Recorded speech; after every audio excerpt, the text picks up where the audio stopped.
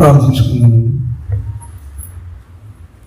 క్రీస్తు యేసునందు మిక్కిలిగా ప్రేమించిన పరమ తండ్రి, మీ ఘనమైన శ్రేష్టమైన నామానికి కృతజ్ఞతాస్తుతులు స్తోత్రం చెల్లిస్తున్నాను నాయన. నీ బిడ్డలమైన మమ్మల్ని అందరినీ నాయన నీ అపారమైన కృప చేత నాయన నీ చల్లని రెక్కల కింద కాచి కాపాడి తండ్రి, మా ఆయుష్కాలంలో ఒక దినాన్ని పొడిగించి నీ మాటలు వినగలే భాగ్యము అట్టి ధన్యత నీ బిడ్డలమైన మా అందరికీ అనుగ్రహించినందుకు నీకే మహిమ ఘనత చెల్లిస్తున్నాము తండ్రి. నాయన మరి 3 దినాలు గడిచిపోయి 4వ దినములోనికి తండ్రి మమ్మల్ని అందరినీ క్షేమంగా ప్రవేశపెట్టి ఈ ఉదయకాలంలో తండ్రి విలువైన నీ సంగతులు మాట్లాడుకోవడానికి ఇచ్చిన ఈ అవకాశాన్ని, ఈ సమయాన్ని ఏమాత్రం పోనీయకుండా మేమందరం కలిసి సద్వినియోగం చేసుకునే భాగ్యము అట్టి ధన్యత నీ బిడ్డలమైన మాకు అందరికీ అనుగ్రహించిన విధానానికి నీకే మహిమ చెల్లిస్తున్నాను తండ్రి. నాయన వినబడుతున్న ప్రతి మాట తండ్రి నీ బిడ్డల హృదయ అంతరంగాల్లో తండ్రి నీ ఆత్మ సహాయం ద్వారా ముద్రించండి. వినగల చెవును, గ్రహించగల మనసును నీ బిడ్డలకు అనుగ్రహించండి. చెప్పబోతున్న నన్ను మరుగుపరిచిన ఆయన సూటిగా తండ్రి నీ పిల్లల ద్వారా మీ పిల్లలతో వాక్యం ద్వారా మీరేం మాట్లాడమని నిండు మనసుతో వేడు క్రీస్తు నామాన్ని ప్రార్థన పెడుతున్నాం తండ్రి, ఆమేన్. మరి స్టేజ్ని అలంకరించిన దైవజనులకు కూడి వచ్చిన మీ అందరికీ ప్రభు నామమున వందనములు, శుభాన్ని తెలియజేస్తున్నాను. మంచిదండి. కొన్ని కుటుంబాల గురించి మనం ఆలోచిద్దాం. దైవికమైన కుటుంబం అన్న అంశం మీదనే మనం మాట్లాడుకుంటున్నాం కనుక మొదటి రోజు మీరు సృష్టి గురించి విన్నారు, 2వ రోజు వాళ్ళ జీవితాల గురించి విన్నారు, ఆదాము అవ్వల ప్రయాణం. అలాగే అన్నయ్య గారు చైతన్య గారు కూడా చెప్పారు చక్కని విషయాలు. వెంకటన్న గారు చెప్పారు కుటుంబం గురించి. అలాగే నిన్న అన్నయ్య మన మధ్యలో ఉన్న అన్నయ్య జాకబ్ అన్నయ్య గారు చెప్పారు, యాకోబు అన్నయ్య, అలాగే ఇజ్రాయెల్ అన్నయ్య కూడా చెప్పాడు. ఆ మాటలన్నింటినీ మీరు మన ఆత్మీయ జీవితానికి విని, ఆ మాటలను విని మన ఆత్మీయ జీవితానికి అప్లై చేసుకొని చక్కగా మరి పునాది అనేది చక్కగా ఉండాలి అనే దాని చక్కని సందర్భాన్ని అన్నయ్య గారు వివరించారు. ఆ పునాదులు కట్టుకున్న వాళ్ళు ఎవరున్నారు, పునాదులు కూలిపోయిన వాళ్ళు ఎవరున్నారు, దైవికమైన కుటుంబంగా దేవుని చేత ఆశీర్వదింపబడిన వాళ్ళు ఎవరు, దేవుని ఆశీర్వాదం పొందలేక సర్వనాశనమైన వాళ్ళు ఎవరున్నారు అన్న దాని మీద మనం కొద్ది నిమిషాలు ధ్యానించుకుందాం దేవుని వాక్యాన్ని. ఆదికాండము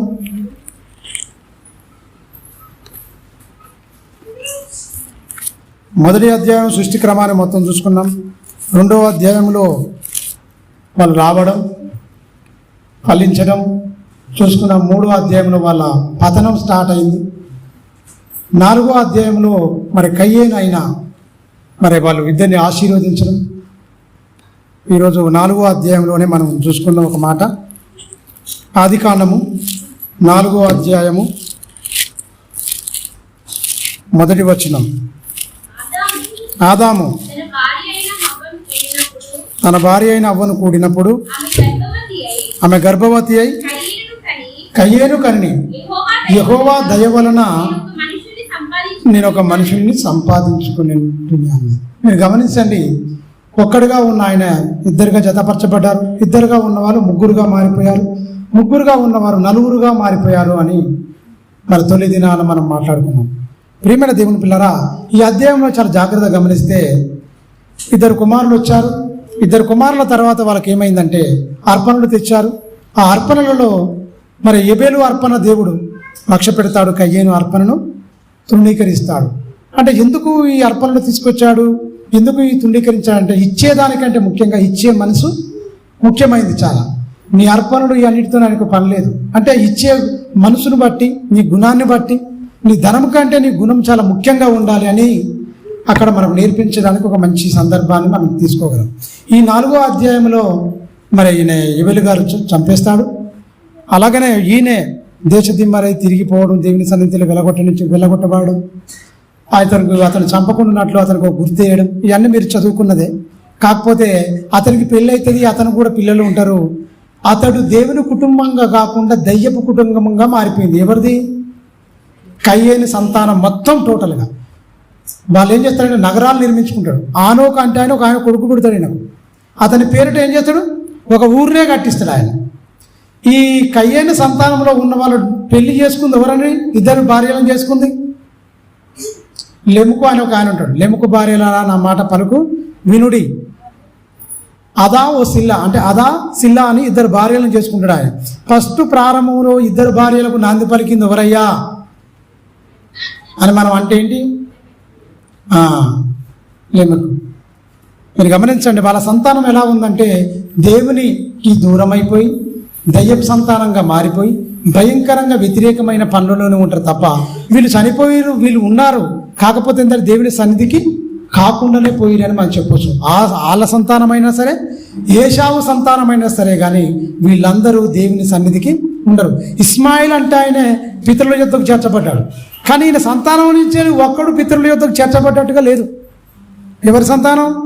కయ్యేను సంతానం కానీ ఏశావు సంతానం కానీ వీళ్ళు పితరుల యొద్దకు చేర్చబడ్డ దాఖలాలు ఉండదు. వాళ్ళ నాయకులు, వాళ్ళ కథ, ఈ రాజకీయమే ఉంటుంది మొత్తం. వీళ్ళు నగరాలు కట్టించుకుంటూ వీళ్ళు తిరిగే పద్ధతిలో ఈ అధ్యాయంలో ఉంటుంది. ప్రియమైన దేవుని పిల్లరా, 5వ అధ్యాయానికి వెళ్దాం. 5వ అధ్యాయంలో ఆదాము వంశావళి గ్రంథం ఇదే. యెబేలు చనిపోయిన తర్వాత యెబేలుకు ప్రతిగా ఎవరు వచ్చారండి? షేతు వచ్చింది. ఒక కుటుంబం మొత్తం ఏంటంటే కయ్యేను ఉన్నాడు, నీతిమంతుడైన యెబేలుని చంపాడు. కయ్యేను కుటుంబం ఏంటంటే దుష్టుని కుటుంబంగా మారిపోయింది. దేవునికి అతని గర్భాన పుట్టిన వాళ్ళందరూ అసలు దేవుని గురించి కానీ అసలు ఏమాత్రం ఆలోచన లేకుండా దైవికమైన కుటుంబం అనేది వాళ్ళలో ఉండదు. చేతు నుంచెల్లి ఆరంభమైంది. ప్రార్థన చేస్తారు చక్కగా వాళ్ళ జీవితాలు ఉంటాయి. చూడండి ఒకసారి చూద్దాం. మొదటి వచనంలోనే 5వ అధ్యాయము మొదటి వచనంలో కొన్ని వచనాలు మనం చదువుకుందాం. ఆదాము వంశావళి గ్రంథము ఇదే. దేవుడు ఆదామును సృజించిన దినమున దేవుని పోలికగా అతన్ని చేశాను. మీరు గమనించండి, మగవానిగాను ఆడదానిగాను వాళ్ళిద్దరిని భార్య భర్తలుగా సృజించాడా. వారు సృజింపబడిన దినమున వారిని ఆశీర్వదించి వారి నరులని పేరు పెట్టెను. కింది వచ్చిన ఆదాము 130 ఏండ్లు బ్రతికి, చూడండి పోలిక మారిపోయింది. దేవుని పోలికగా ఈయన వచ్చాడు, కానీ నరులకు ఎవరి పోలిక వచ్చింది? ఎవరి తల్లిదండ్రుల పోలికలు వాళ్ళకి ఇచ్చాడు దేవుడు ప్రేమించి. మన పిల్లలు మనలాగా ఉన్నారనుకోండి, ఏమనుకుంటాం? అచ్చం వాళ్ళ నాన్న పునికి పుచ్చుకొని పుట్టాడు, వాళ్ళ నాన్న వారు అంటే ఏమంటారు? వాళ్ళ నాన్న నోట్ల నుంచి ఊసిపడ్డట్టే ఉన్నాడని మనం చెప్పుకుంటాం. చూడండి, దేవుని పోలికగా మారిపోయింది. నరుల పోలికగా ఆదాము తన పోలిక చొప్పున ఏమైపోయాడు? పోలికగా కుమార్తెలను కంటాడండి. అంటే మన మనసు ఏంటో తెలుసుకొని, ఎందుకంటే భూత వర్తమాన భవిష్యత్ కాలాలు మొత్తం దేవునికి తెలుసు. అందుకనే మనకి ఏది ఇష్టమైందో, మనకి ఇష్టమైంది ఏది కోరుకుంటామో అది ముందే దేవునికి తెలుసు కనుక దేవుడు ఇచ్చేస్తాడండి. నువ్వు పదే అడిగే అవసరం లేదు. నువ్వేం అడిగినామండి? ఏమన్నా అడిగామా? ఈ ఫలములు కావాలి. మీరు మొన్న ఒక షార్ట్ ఫిలిం చూశారు. దాంట్లో దృశ్య రూపం ఇస్తే మీ హృదయాల్లో పదిలంగా అలా ఉండిపోతాయి. మీరు గమనించండి, దానిమ్మ అనేది పచ్చని చెట్టు, గింజలు అనేది ఎలా వచ్చినాయి? ఎర్రటి గింజలు ఉన్నాయి. అవి తెల్లగానే ఉంటాయి మామూలుగా. అవి రాను ఏమైపోతుంది? మొత్తం కలలు మార్చుకుంటుంది లోపలనే. దానికి ఒక శాస్త్రాలు కూడా ఉంటాయి మామూలుగా. ఏంటంటే గూట్ల నిప్పులు గూటికి తాళం అని ఉంటుంది అనమాట. ఏంటి చెప్పవా అనుకునేది చిన్నప్పుడు. గూట్ల నిప్పులు గుడికి తాళము అని చెప్పేది అనమాట మామూలుగా పిల్లలు ఆడుకునేటప్పుడు. అంటే ఏంటి అనుకునేది. అంటే ఏంటంటే అది మొత్తం తాళం వేసినట్టు గూట్ల నిప్పులు ఏంటి, గుడికి తాళం ఏంటి, ఎర్రగా ఉంటాయి కదా, ఇది ధనిమ్మ అని చెప్పేది అనమాట. ఇట్లా ధనిమ్మ అని చెప్పేది. మీరు గమనించండి, అంటే దేవుడు ఇవన్నిటికీ ఎంత భద్రత ఇవన్నీ ఇచ్చాడో మీరు మన కళ్ళారా మీరు చూశారు.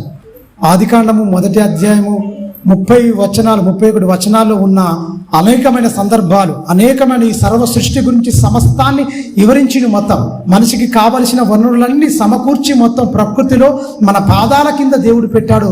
తన మహిమను మనిషికి ఇచ్చినా కూడా ఆ మహిమను కోల్పోయిన వారిగా, దేవునికి దూరమైన వారిగా, కావాలని కన్నీలమయంగా మారిపోయిన వీళ్ళు ఇద్దరు జంటగా కనిపించారు. అయినా కూడా వాళ్ళ గర్భాల పుట్టిన వాళ్ళు దేవునికి దూరం అయిపోయినట్టుగా ఒక కుటుంబాన్ని చూస్తున్నాం. ఈ 5వ అధ్యాయంలో మనం చూసుకుంటూ వస్తే ఇక్కడి నుంచి చక్కగా మనం ఆలోచిస్తే చూడండి, ఆదాము 130 ఏండ్లు బ్రతికి తన పోలికగా తన స్వరూపమందు కుమారుని కని అతనికి షేతు అని పేరు పెట్టెను. షేతుని కనిన తర్వాత ఆదాము బ్రతికిన దినములు 800 ఏండ్లు. మొత్తం ఆయన బ్రతికిన దినములు మొత్తం 930 సంవత్సరాలు.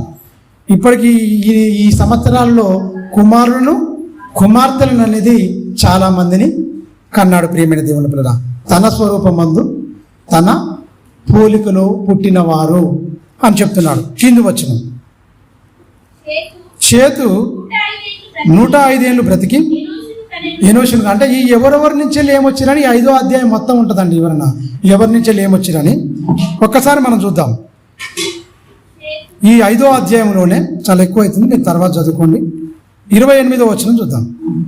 5వ అధ్యాయము. లెమెకు 182 ఏళ్ళు బ్రతికి ఒక కుమారుని కని భూమిని యెహోవా శపించినందున కలిగిన మన చేతుల పని కష్టమును విషయములో మన పని విషయంలోను ఇతడు మనకు నెమ్మది కలుగజేసింది అనుకొని అతనికి నోవాహు అని పేరు పెట్టాను. నిజంగానే పేరుకు తగ్గట్టే ఉన్నాడు. మీరు గమనించండి, లోకం మొత్తం చెడిపోయింది, భయంకరంగా పరశరీరానుసారాలు అయిపోయారు. దేవుడు చూసినప్పుడు మీరు గమనించండి, లోకమంతా నిండిపోయి జనాలందరూ వచ్చిరు, మొత్తం వంశావళి నుండి మొత్తం వచ్చేసిరు చాలామంది.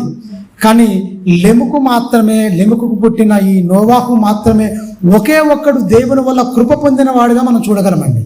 దేవుని వల్ల అప్పుడు చూసినప్పుడు ఆ సమాజాన్ని మొత్తం సర్వలోకం ఈ భూమి మీద నివసిస్తున్న అనేకమైన కుటుంబాలు మొత్తం ఎలా మారిపోయాయి? దయ్యపు కుటుంబాలుగా మారిపోయాయి. దేవునికి బాధను, హృదయ వేదనను పుట్టి అంటే కలిగేటట్టుగా బ్రతుకుతున్న వీళ్ళ బ్రతుకులను చూసి దేవుడు ఈ సర్వ సృష్టిని ఎవరి కోసమైతే సృష్టించాడో ఈ సృష్టిని మొత్తం నాశనం చేయడానికి దేవుణ్ణే వీళ్ళు ఏం చేశారు?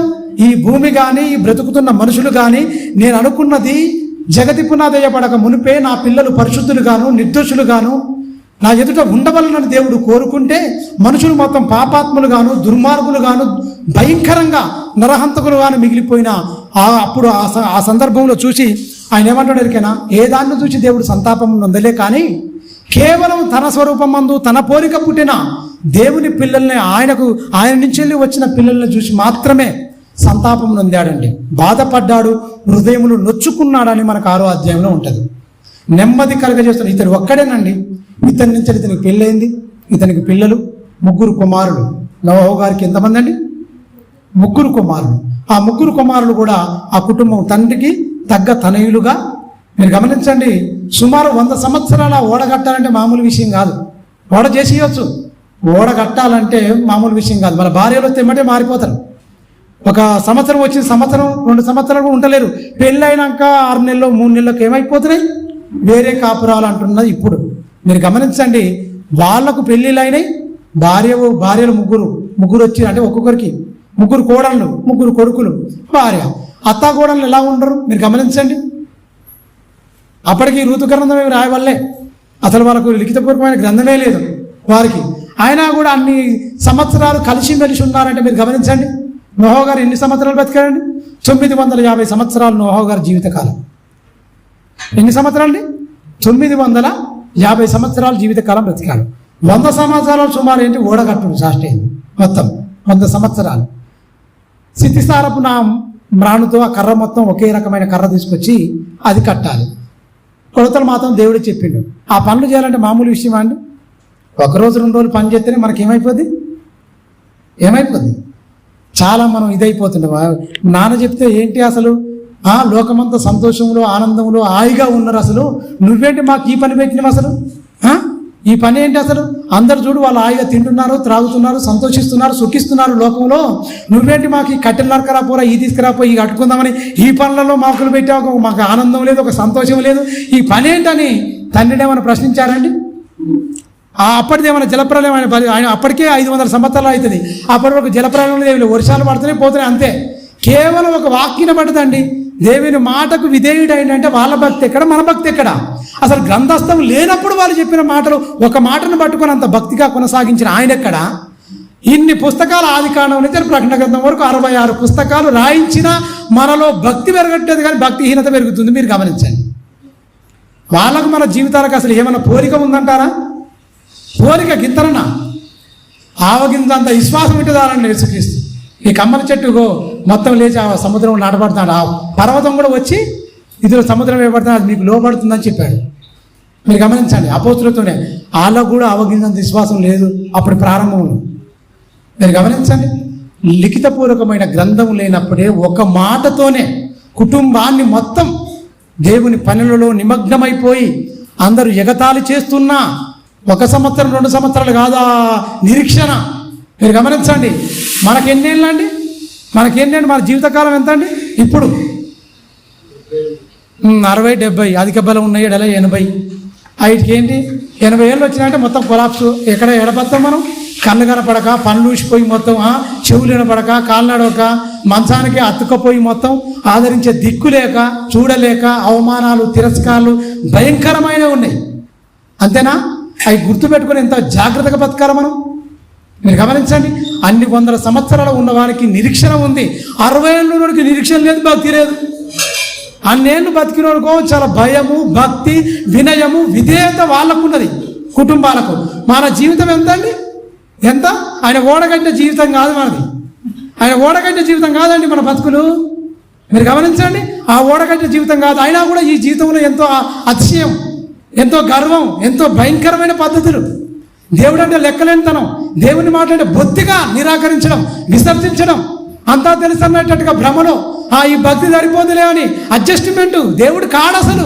మనం అనుకుంటాం పర్వాలేదు, ఈ భక్తితో మాకు పరలోకం ఇచ్చేస్తాడు, మాకు కాకపోతే ఎవరికి ఇస్తాడు అన్న ఒక భ్రమలో ఉంటున్నారు. కానీ అసలు నేను బ్రతుకుతున్నా, నా బ్రతుకుకు, నా భక్తి జీవితానికి, నా నిరీక్షణకు, ఆ నిరీక్షణ నిత్య జీవం తెచ్చిపెడుతుందా? అసలు నేను ఎలా ఉన్నానని ఒక్కసారి ఆలోచిస్తున్నారా ప్రియాలు? మీరు ఒకసారి ఆలోచించండి, మీరు ఆలోచించండి ఒకసారి. దేవుని మనసు అసలు ఒక్క గ్రంథం లేదు లిఖితపూర్వకంగా. ఎలా బ్రతుకుతున్నాడు నోహు గారు? ఒక్క మాట విన్నాడు అంతే. 500 సంవత్సరాల వరకు అప్పటి వరకు వర్షాలు పడే తప్ప మునిగిపోతున్న సంగతి తెలియదు ఆయనకు వినని చూడని ఆ మాట విన్న వెంటనే ఒక్కరోజు కాదు 2 అన్ని రోజులు నిరీక్షణతో ఆ ఓడ సిద్ధపరిచి, ఆ ఓడ మొత్తం చెక్కలు నరకడం, చెట్టు నరుక్కొని అడవిలో నుంచి ఎత్తుకొని అక్కడ తీసుకొచ్చి చెక్కడం, ఇవన్నీ అమర్చడం అంటే మామూలు మాటలా? ఒక ఇల్లు పెద్ద బిల్డింగ్ కట్టాలనుకోండి, అప్పటిదాకా అంత పెద్ద ఓడ కట్టలే, ఏదో గుడారాలు వేసుకొని ఉండనుకోండి, మామూలే కట్టారు. మీరు గమనించండి, అంత పెద్దది దేవుడే. ఆ నిర్మాణం పొడుగు వెడల్పు మొత్తం 350 మూరల పొడుగు, 50 మూరల ఎడల్పు 30 మూరల ఎత్తు. అవి మన మూరలు కాదండి, అవి దేవుని మూరలు. ఎందుకంటే మన మూరలు అని కూడా మనం బుక్ అయిపోదాం. ఎందుకంటే ఎత్తైన పర్వతాలు మొత్తం మునిగిపోయినట్టే మరి ఏంది కథ ఏంది? ఎప్పుడైనా బైబిల్ చాలా జాగ్రత్తగా ఆలోచిస్తే ఈ మన మూరలే కావచ్చు. అందుకనే ఇలా మన మూర కాదు, అది దేవుని మూర. అది దేవుడు చెప్పింటదంతా. అది ఆయన కొలతలు ఎత్తుగల ఎలా పోతే ఈ తప్పు అంటారు. చర్చలో కూర్చొని టీవీ 9లో మన భారత్ టుడేలో ఇదంతా తప్పండి అంటారు. వీళ్ళకి ఏం తెలుసా అండి? బైబిల్ గురించి ఓనమాలు రావు ఈ దరిద్రులకు. అయినా కూడా బైబిల్ని మొత్తం దుమ్మెత్తిపోస్తుందంటే కొంతమంది బైబిల్ మీద పాండిత్యం లేదు, బైబిల్ మొత్తం కలిపి చెప్పేసి మొత్తం ఎదుటోడికి అవకాశం ఇస్తాడు. బ్రతికి వాళ్ళలాగానే ఉంది. అందుగురించి ఎదుటోడు మాట్లాడుతున్నట్టు మీరు గమనించండి. బైబిల్ ప్రకారంగా మనం బ్రతికితే అసలు ఓడండి మన ముందు వచ్చి నిలబడి ఇది తప్పనేవాడు భయపడి పక్కకి వెళ్ళిపోతాడు. మన నీతిని బట్టి, మన భక్తిని బట్టి మన దగ్గరికి, మన ఎదురుకు రావాలంటే వాడు ఏం చేస్తాడు? ఆలోచిస్తాడు, 10 సార్లు సైలెంట్గా వెళ్ళిపోతాడు. మనం 2 దిమర్శకులు, 2 నాలుకల ధోరణి ఉంటుంది కనుకనే అందరికి లోకువైపోయి విసర్జింపబడుతూ వీనితో తిట్టించుకొని వానితో తిట్టించుకొని దేవుని నామానికి కలంకం తెస్తురా లేదా? మీరు ఒకసారి ఆలోచించండి. ప్రియమైన దేవుని పిల్లరా, ఉన్నతమైన కుటుంబం అండి. దేవుణ్ణి బాధ పెట్టి హార్ట్ అటాక్ అని ఇప్పుడు అనుకుంటాం మనకు వచ్చిందని, సంతాపము నుండి హృదయములో నొచ్చుకునేనంటే దేవునికే నొప్పి లేపంత ఇలా పాపపు పనులు మనకున్నారనుకోండి. ఒక 4 పిల్లలు ఉన్నారనుకోండి, 2 పిల్లలు అనుకోండి, చెప్పితే వినకుండా భయంకరమైన పాపం పనులు చేస్తుంటే ఒక తండ్రిగా, ఒక తల్లిగా ఎంత వేదన చెందుతామండి? మీరు ఆలోచించండి. ఒక తల్లిగా, ఒక తండ్రిగా, తల్లి అయితే వాడు వీడు పుట్టకున్నా బాగుండు, అసలు చెడపుట్టాడు నా గర్భంలో అని తల్లి అంటది. వీడు వచ్చిన కాంచన నాకు అన్ని అవమానాలే. తండ్రి గౌరవాన్ని, తల్లి గౌరవాన్ని పెంచేటట్టుగా ఉండాలి పుట్టిన పిల్లలు తప్ప తల్లిదండ్రులకు ఎప్పుడు పోలీస్ స్టేషన్ల చుట్టూ, పెద్ద మనుషుల చుట్టూ, వీని చుట్టూ, వాని చుట్టూ, వీనితో 4 మాటలు, వాని మాట తిట్టించారు అనుకోండి, వీళ్ళు ఏమంటారు? కన్న వాళ్ళకు సంతోషం ఉంటుందా?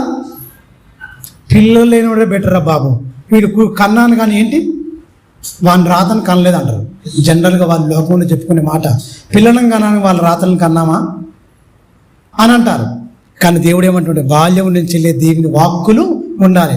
మరి 3 కుమారులు ఎలా ఉన్నారండి? నోహ గారి కుటుంబం ఎలా ఉన్నారండి? వాక్యం ఏం లేదు వాళ్ళకు. బాలుడు నడవలసిన త్రోవలో వాడు నడిపించు, పెరిగి పెద్దవాడినప్పుడు వాడు తొలగిపోడు అన్న మాట ఆయనకు లేదు. పాపం కూర్చున్నప్పుడు, లేచినప్పుడు, త్రోపు నడిచేటప్పుడు, పండుకున్నప్పుడు వాటి గురించి సంభాషించాలన్న మాట లేదు ఆయనకు. నోహకు ఉందా? ఉందా అండి? వాళ్ళ కొడుకులకు ఈయనకుందా? ఆ మాటలు చెప్పిండా? మీరు గమనించండి. ఆ మాటలు లేకపోయినా, లిఖితపూర్వకమైన గ్రంథం లేకపోయినా, అంత కుటుంబంగా, ఒక దైవికమైన కుటుంబంగా దేవునికి లోబడి బ్రతికిన జీవితాలు ప్రియమైన దేవుని పిల్లరా, వాళ్ళ జీవితాలు చూస్తే చాలా ముచ్చటేస్తుంది. అత్త కూడా నువ్వు అనుకోండి, అత్త ఎప్పుడు చచ్చిపోద్దు అని చూసుకుంటుంటారు. పెళ్ళి అయిందంటే అత్తొద్దు, మా వద్దు, ఓడొద్దు, ఇక మేమిద్దరమే అంతే. ఏమైంది? ఏమర్థం చేసుకోరు? మీరు గమనించండి. దేవుడు చెప్పిన మాట ఒకటి పాటిస్తారు. అత్తుకొని ఉండాలంటే ఇక నీ సైడ్ ఉండొద్దు, నా సైడ్ ఉండొద్దు. అవసరం అని కూడా మా సైడ్ ఉండాలి, కానీ నీ సైడ్ మాత్రం ఉండొద్దు. నువ్వు సింగిల్గా ఉండాలి. భర్త విషయంలో కొన్ని విషయాలు నేను ఫోన్ కాల్ విన్నానండి. ఫోన్ కాల్ విన్నా నేను నిజంగా. మీరు గమనించండి. వాళ్ళ నాన్నగారికి స్ట్రోక్ వచ్చిందట. పాపం ఫోన్ చేసిందట ఆయన. మరి కోడలు గారు ఇవ్వాలి కదా, ఇవ్వలేదట. ఆయన ఇక్కడ ఫోన్ చేస్తే వాళ్ళ దగ్గరికి వెళ్ళిపోతాడు. అందువల్ల నేను ఇయ్యని ఫోన్ పక్కకు పెట్టిందని. మీరు గమనించండి. పెళ్ళైన వెంటనే ఇప్పుడు ఈ దుస్థితి ఎలా ఉంది దొరికినా, పెళ్ళైన వెంటనే ఓరు ఉండొద్దు. నా సైడ్ ఉండొచ్చు కానీ వీళ్ళ సైడ్ ఉండొద్దు. పురుషులు కూడా పెళ్ళైందంటే నువ్వు కట్టుబానిసావు అంతే. ఇక నాకు ఇక నీ సైడు నువ్వు ఇంటికి పోవద్దు, నువ్వు అసలే పోవద్దు. 2 రకాలు ఉన్నాయండి. 2 రకాల ప్రాబ్లమ్స్ ఉన్నాయా లేదా? పురుషుల తరపు ఉంది తప్పు, స్త్రీల తరపు ఉంది. ఇక ఈమె ఏమంటారుగా మీరు గమనించండి. వాళ్ళు పెంచి పెద్ద చేసి వాళ్ళ వాళ్ళు వృద్ధులైన తర్వాత ఆసరగా ఉంటారు, ఆదుకుంటారు నా పిల్లలని. మొత్తం వాళ్ళు జీవితాలు మొత్తం ఎలాంటి స్వార్థం, నిస్వార్థమైన ప్రేమ అండి తల్లిదండ్రులది. వాళ్ళ కష్టాన్ని మొత్తం ధారపోసి రెక్కలు ముక్కలు చేసి మొత్తం వాళ్ళ చదువులకు, వాళ్ళకు మొత్తం ఉద్యోగాలకు డబ్బులను ఊడ్చిపెట్టేస్తారు. మొత్తం వాళ్ళ మీద ఉన్న నగలు కూడా మొత్తం అమ్మేసేసారు. కానీ పిల్లలు బాగుండాలి, పిల్లలు బాగుండాలి, పిల్లలు బాగుండాలి అని పెడితే ఏమైపోతారు? ఇక పిల్లలు ఒక ఆయన 3 కొడుకులు ఆడపిల్లలు పెళ్లి చేసిరు. పెళ్లి చేసిన తర్వాత ఆస్తులు కూడా మాకు పంచేయమని చెప్పారు బతుకున్నప్పుడే. ఎప్పుడైనా సరే తల్లిదండ్రులు బతుకున్నంత వరకు ఆస్తులు పంచేయదు పిల్లలు. ఎందుకంటే వీళ్ళు చీడ పురుగులు. పిల్లలు ఎలాంటి వాళ్ళు? చీడ పురుగులు. ఆస్తులు కొట్టేసిరు మొత్తం. వీళ్ళు ఏం చేశారు? వృద్ధుల ఆశ్రమానికి పంపించేశారు. అయ్యా మేము ఇక్కడ ఉండలేకపోతున్నాం రా, నువ్వంటే మీరు వస్తే అసలు నా భార్య నాతో సరిగా ఉండదు, మీరు రావద్దు అంటుండే వాడు. ఒకటే మాట, మీరు రావద్దు, ఇంకో నెల మీకు డబ్బులు ఇస్తే కాకపోతే అంటే పిల్లలను కూడా మేము చూడాలనిపిస్తుందిరా. లేదు వాళ్ళు చదువుకుంటున్నా, మీరు వస్తే చాలా డిస్టర్బ్ అవుతారు, వద్దు, కనీసం తీసుకురాలా, నాకు వీలు పడతలేదు, అసలు నన్ను ఇలా చంపుతురేంటి మీరు అని మాట్లాడుతుంటే వాళ్ళ వేదన, కన్నీటి బాధ ప్రియమైన దేవుని పిల్ల. ఆ కుటుంబాల విషయంలో అవన్నీ వింటుంటే చూస్తుంటే సమాజంలో మనం ఎలా జంతువులు నయమండి. ఒక కోడి నయం. ఎక్కడో పక్షి గద్ద ఆకాశంలో తిరిగి దాని పిల్లలను కొట్టేసుకొని వెళ్ళిపోవాలంటే తన రెక్కలతోనే అంతే తెగిరి కాపాడుకుంటుంది. దాని రెక్కల కింద పిల్లలన్నింటినీ భద్రపరుచుకుంటుంది. మీరు గమనించండి. దేవుడు కూడా చెప్పాడు, కోడి తన రెక్కల కింద పిల్లలను ఎలాగైతే ఉంటుందో నేను కూడా దినమెల్లా నా చేతులు చాపుతున్నాను. ప్రకృతిలో ప్రతి దాన్ని చూసి చెప్పినా కూడా మనిషికి దేవుని ప్రేమ అర్థం కాలేదు. సమాజంలో అస్తవ్యస్తమైపోయిన ఈ మొత్తం మీరు గమనించండి. మేమేంటంటే పురోగమిస్తున్నాం. మొత్తం టెక్నాలజీ అన్నింటిలో గొప్పది అంటే అందులో ఏమైపోయింది దొరికినా టెక్నాలజీ మంచిదే, కానీ మనుషుల విలువలు లేవండి. నైతిక విలువలు కూలిపోయి దౌర్భాగ్యులుగా బ్రతుకుతురా లేదా? వాయు వరుసలు తప్పిన జాతి నరజాతి తెలుసా? చెల్లి, తల్లి, అక్క, ఈ అన్ని బంధాలు అనేది లేవు.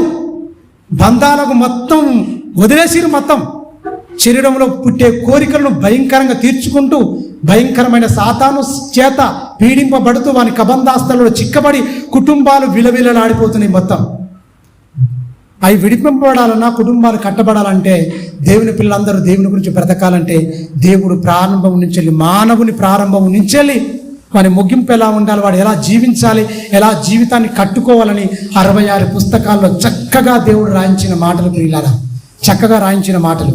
మీరు ఒకసారి ఆలోచించండి. ఈ మాటలు ఉంటే పెద్ద ఇబ్బంది ఉండదండి. తల్లిదండ్రులకు ఇబ్బంది ఉండదు, భార్య పిల్లలకు ఇబ్బంది ఉండదు. చక్కగా ఎవరు ధర్మాలు వాళ్ళు ఖచ్చితంగా వారి వారి పనులలో ఉండాలి. లోకానికి కనెక్ట్ అయింది కాబట్టి లోకం లెక్క.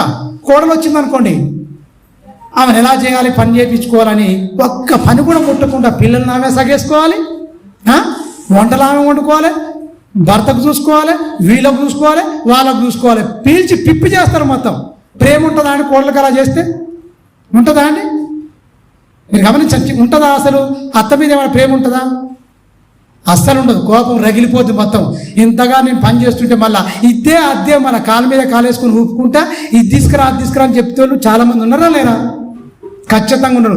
నేను కూడా ఒకప్పుడు కోడలనే కదా, నా అత్త ఒకప్పుడు నాకు ఒక అత్త ఉన్నది కదా, ఆ స్టేజ్ నుంచి ఈ స్టేజ్కి వచ్చిన కదా నేను. వాళ్ళు ఒకరు నేర్పకపోయినా మా అత్త ద్వారా నేను ఇలా అనుభవించాను కదా, నేను అలా నేను చేసుకోకూడదు. నేను నా కోడలకు ప్రేమను పంచాలి. ఆ ప్రేమను పంచడానికి ఎవరిని పెట్టాడు? రూతు నయోమీలను పెట్టాడు. మొత్తం బైబిల్ గ్రంథంలో చరిత్రలో అత్తా కోడలుగా తల్లి బిడ్డల్లాగా జీవించారు మొత్తం. వాళ్ళకు ఈ రూతు గ్రంథం లేదు. నోహావు గారు కానీ వాళ్ళ కోడళ్ళకు వాళ్ళ భార్యకు వీళ్ళకు లేదు. అత్త కోడళ్ళకు ఉందా అండి? 3 కోడళ్ళు అత్త, నోహావు గారు భార్య, ఆయనకు 3 కోడళ్ళు. వాళ్ళకు ఉందంటారా నయోమి గ్రంథం, ఋతు గ్రంథం? మీరు గమనించి ఉందా? అయినా కూడా అన్నేళ్ళు వాళ్ళు మంచి అంత సఖ్యతతో అంత ప్రేమతో చక్కగా ఉన్నారు. ఆ మానులను నరుక్కొస్తుంటే వాళ్ళు పని చేస్తుంటే వండి పెట్టుకుంటూ చక్కగా వీళ్ళు కూడా పని చేసుకుంటున్నారంటే ఎంత జాగ్రత్తగా దైవికమైన కుటుంబంగా వర్ధిల్లిందో మీరు ఒకసారి ఆలోచించండి. ఆ ఒక్క కుటుంబం కోసమే దేవుడు ఓడ కట్టుకోమని చెప్పాడు. జంతువులన్నింటినీ మొత్తం వచ్చేసినాయి మొత్తం. కానీ వాళ్ళతో 1000 మంది వాళ్ళు ఉంటారు కదా, వాళ్ళు కూడా రాలే. చిత్రం ఏంటో, ఈయన 3 వస్తారు కదండి కోడళ్ళు. ఆ 3 మరి వీళ్ళు చెప్పకుండా వచ్చినా ఖచ్చితంగా చెప్పిండు, వాక్యం చెప్పాడు. 100 సంవత్సరాలు పైచేరికే దేవుని వాక్యాన్ని ప్రకటిస్తూ చెప్పినా కూడా ఏ ఒక్కరూ దైవికమైన కుటుంబంగా మారలే. ఈ ఒక్కటి మాత్రమే దైవికమైన కుటుంబంగా ఉన్నది. అన్ని కుటుంబాలు ఏమైపోయినాయి? దుష్టుని కుటుంబంగా ఉన్నాయి. దుష్టుని కుటుంబంలో ఉన్న వారికి నువ్వు ఏదైనా సరే అవహేళనే.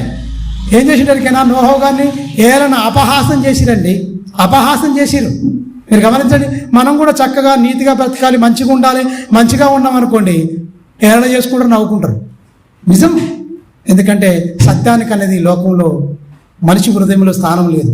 అబద్ధానికి, కట్టు కథలకు, కల్పన కథలకు, పిట్ట కథలకు మనిషిని ఉల్లాసపరిచేది, ఆనందపరిచేది, మనిషిని మెప్పించేది, ఓహో ఆహో అనే దగ్గరగా అబ్బా మనిషికి ఇనసొంపుగా ఉండేది. అందుకనే దురద చెవులు అంటాడు పౌలు గారు. ఏమంటారు?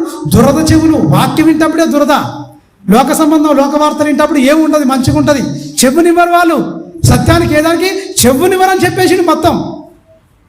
నోవాహు కాలంలో కూడా ఏంటంటే నోవాహుకి ఈ మాట లేదు, సత్యానికి చెవునివ్వరు అన్నదా అప్పటికి లేదు. మీరు గమనించండి. నోవాహు గారికి మాత్రం సత్యానికి చెవునిచ్చాడు. సత్యానికి చెవునిచ్చి ఆయన హృదయంలో దేవుని మాటలని పదిలపరుచుకుంటూ కొన్ని మాటలు చెప్పిన దాన్ని పెట్టుకొని చక్కగా ఓడ సిద్ధపరచుకున్నాడు, కుటుంబాన్ని కాపాడుకున్నట్టు మీరు గమనించండి. గ్రంథం అనేది చాలా జాగ్రత్తగా మనం ధ్యానిస్తుంటే దేవుడు మనతో చక్కగా మనతో మొత్తం సంభాషిస్తాడండి. బైబిల్ మూసేసి కాదు. చాలామంది బైబిల్ మూసేసి మాట్లాడినట్టు తప్పది. మీరు గమనించండి.